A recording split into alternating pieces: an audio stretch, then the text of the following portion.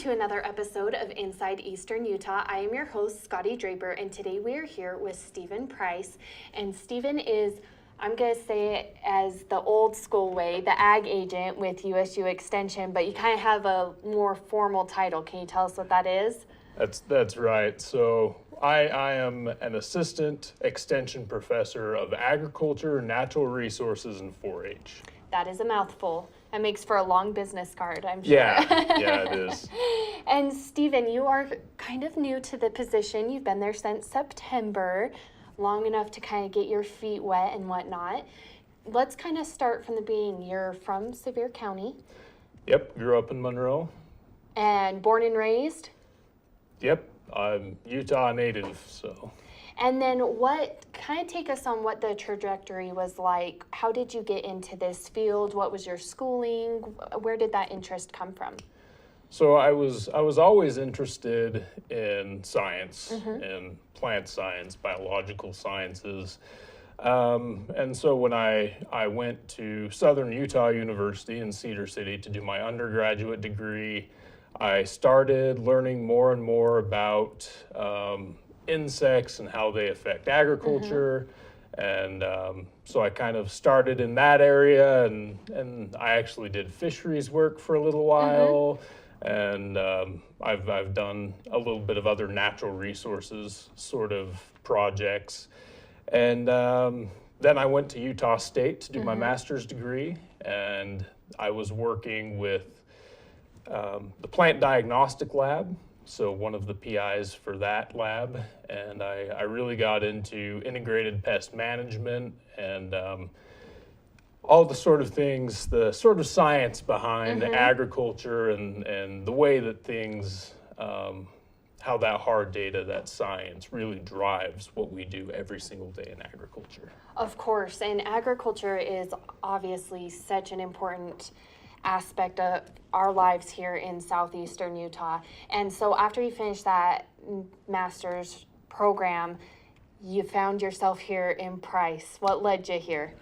So I finished up my graduate degree, and a couple weeks later I was in Price. So kind of the way I got involved in extension is my major professor as a master's student is one of the state entomologists for extension. Oh, okay. So I really fell in love with extension at that point because I got to see where the science and the sort of research that's done at the university, how extension translates that and brings that to everyday life. Yes. For every farmer in the state and every rancher and every person really.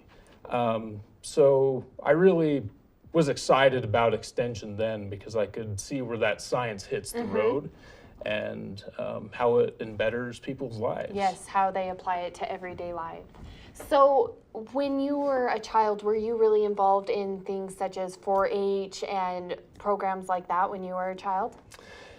Yeah, a little bit. So I did show hogs when I was a kid. I wasn't very great at it, but I really liked that. We won't hold it against you. we all can't make grand champion, but man, that programming taught me some really valuable life lessons. And it's not about the project animal. Of course. It's about all those lessons that come with doing the project. Of course. So that gave you kind of a good base to what you're doing now. Can you kind of take us through a day in a life? What are your responsibilities now? And what do you oversee? Kind of walk us through it.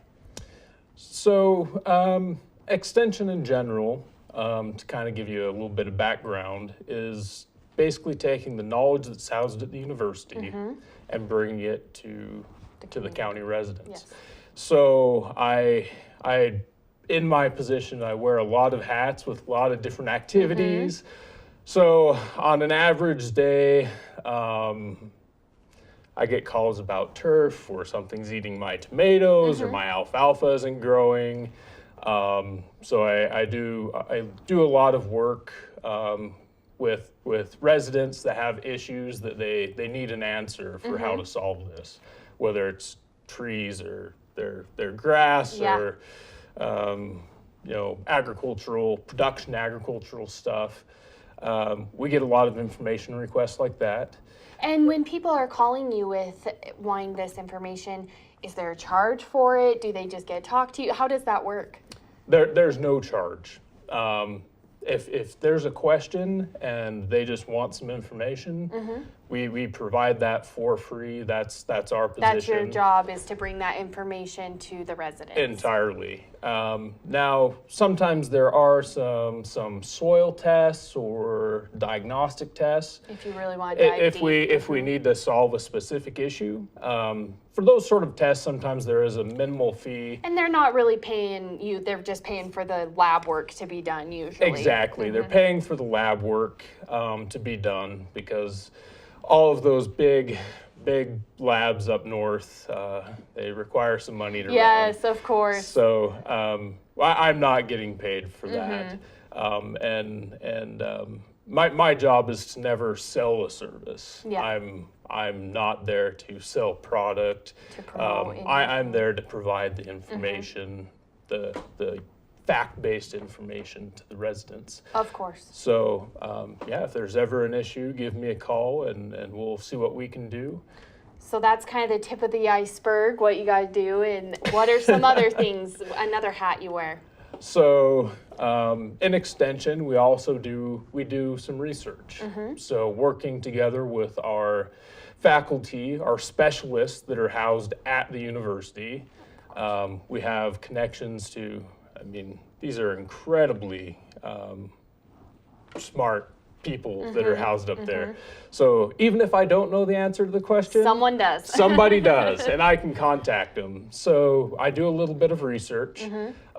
So this year, we do have a trial here in Carbon County looking at nitrogen credits with alfalfa and how that can translate to water savings when you're going into small grain. So that's kind of a cool project we have going. I'm doing some research on alfalfa weevils and blue alfalfa aphid to try to find ways to help our regional producers control those pests. And that's one thing that's so great about this office here, is it is so focused on local issues, local projects, what is actually happening here, growing here, the pests that are here. It's really hyper-focused. Yeah, everything we do is focused around our community, and in a broader sense, as well as the community of Utah. So pretty much every county has a person like me there, and their job is to, like I said, provide local information, but good information, research-based information. Of course. Now, what else are you doing over there at the office? Oh, we also have things like tagging for livestock. So we have all those sort of things to get ready for stock show. And we also do 4-H. So 4-H is ran through Utah State University Extension. And you have a couple of great people helping you over there as well. Can you speak to them? Our 4-H is really volunteer-based. So right now we have Delana Barr, who's really helping us increase the number of volunteers we have. So through her help, we've really been able to put in a lot of new clubs and some different summer camps. So we're really trying to build our program and get that information out there and show the sort of benefits that youth can get by enrolling and participating in 4-H. Great. And one thing, I should have asked this earlier, but so you were at SUU, then you went up north for a while. How are those regions different here from here in southeastern Utah? What are some of the differences, and how does it kind of change your research and your outlook, kind of the projects you're doing? Right. So we do have some issues that are kind of unique to our area. So when we're looking at agriculture, not only are we looking at the production side of things, but we also need to keep in mind the economic side of things. And our economic drivers here in Carbon County aren't going to be the same as they are in Cache County course. or Sevier County or Iron County.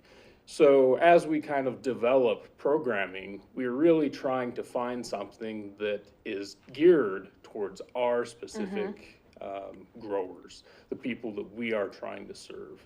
So like water is a huge limiting factor in our area. In some areas, well, Utah's Utah dry in general, everywhere, yes, but it's true. in our area particularly, that is a limiting Yes. resource for us.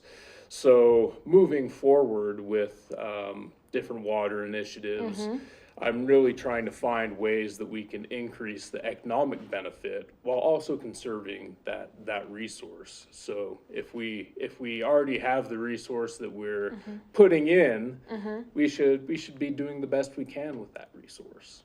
Great. And so you have been here since September. What are some other unique aspects you've found about Price? What are some things that are intriguing you and really making you excited about your position here? So there are a lot of opportunities to kind of change some of the directions of Extension in our area, I think. So one thing that I'm really interested in is increased grazing productivity. So I'm working with some other regional faculty to do some workshops for grazing, to where we can really help people that are grazing optimize the amount of feed that they're getting for their cattle.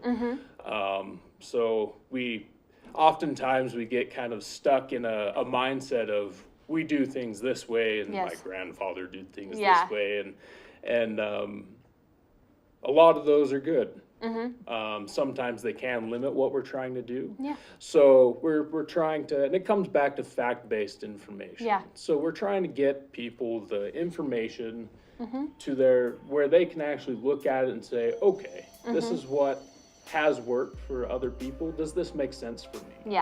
So this upcoming summer, fall, we'll have some more of those sort of workshops and hands-on education for people. Fantastic. And we're talking about the future. We're going to take a short break and then come back in and talk about what other things are planned for the local extension. So stick around. We're going to be back in a few minutes on Inside Eastern Utah.